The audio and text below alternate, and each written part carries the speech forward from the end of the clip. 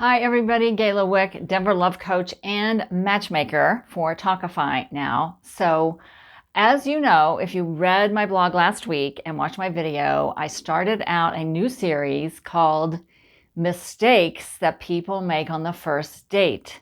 So I love to talk about this because I don't want you to make the same first mistakes. So let's talk about number 2. But I have to tell you that if you didn't see last week's video or read my blog last week, you're going to want to go back and do that because I want you to get started out on the right foot. Listen, if you don't get started out from the beginning on a first date in a way that best represents you, you are not likely to be able to recover from that. And I know that's the harsh reality. So I really don't want you to mistake or blunder number 1 on a first date. I want you to feel confident. So let's go ahead and move into what I wanted to talk to you about today.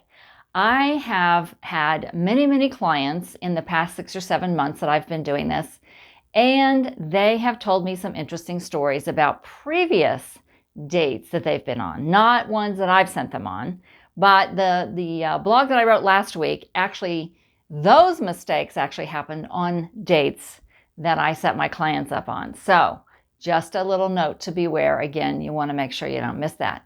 But today I want to talk about if you get that first step right, so if you get that best foot forward to begin with, then what I want you to know is it's not okay to tell the person on your first date every single thing you've ever done wrong in a relationship.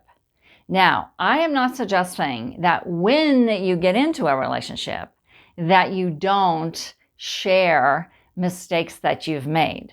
But listen, a first date is only 30 minutes, 60 minutes, 90 minutes at the most. And even if it goes a little longer, I want you to remember something.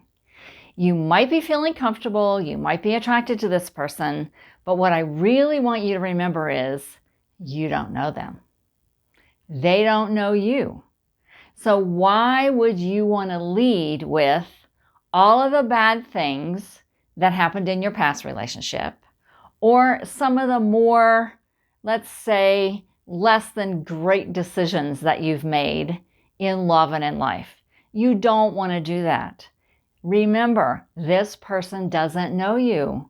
You don't know them. Wouldn't you want to focus the subject on all of the other things that have been great or that you bring to the table or talk about common interest and just be interesting? So that's really the key. You only have an opportunity to create interest.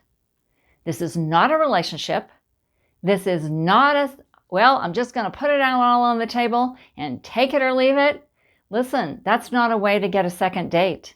You're highly unlikely to get a second date because they feel like you have no emotional maturity or you have no boundaries. So I really caution you, don't blather on about your past relationships. Just say, yes, I was married for X amount of years. It really didn't work out, and I've been divorced for X amount of years. End of story. If you move from dating, and that is down the road, many more dates, if you move from dating into a relationship, then is when you begin to share things that have been part of your life, that formed who you are, and again, may not have been the best decisions that you ever made in life. But I'm just going to give you a little example of something that really turned off a date. And this is a real life matchmaker story. One of my clients told me that before he joined our service, he had a date with a woman, and during the very first date, not even an hour into the date, she told him that she had belonged to a cult. Wow. Really? Now, again, none of us are mistake-free people, but that's not something that you tell somebody on the first date. Now, of course, he was freaked out by that, did, of course, want this date to end immediately and did not ask her out again.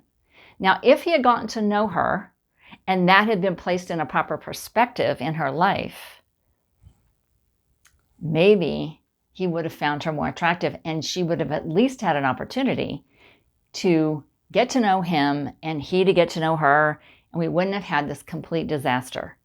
So again, I really caution you to remember, A, it's a first date or a first couple of dates. It's not a relationship. You are not in a relationship yet, and I'm going to talk about that after I get done this series. But the only thing you have is the possibility of creating interest. So you want to be interested in the other person in order for them to find you interesting. So I hope you have an amazing time dating. If you want to talk to me about the platform that I work for and have an opportunity to get your profile on that platform at no cost to you, please let me know. Send me an email, send me a text. All of my information is on my website, gaylawick.com. I'm happy to talk with you. I'm happy to help you get your profile on. You're not out in the public eye on Talkify. The only people who see your profile are matchmakers. So we provide a truly blind date service. It's really fun. It's really interesting. It gives people an opportunity to meet someone that they may never have met before.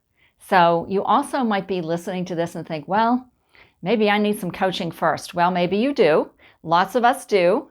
And so I'm also happy to talk to you about coaching you first if that's what you feel like you'd like to do, and that it would help you to really have exciting, fun first dates, whether or not it works out for a long-term relationship. You want to feel confident. You want to know that you know what to do and what not to do on a first date.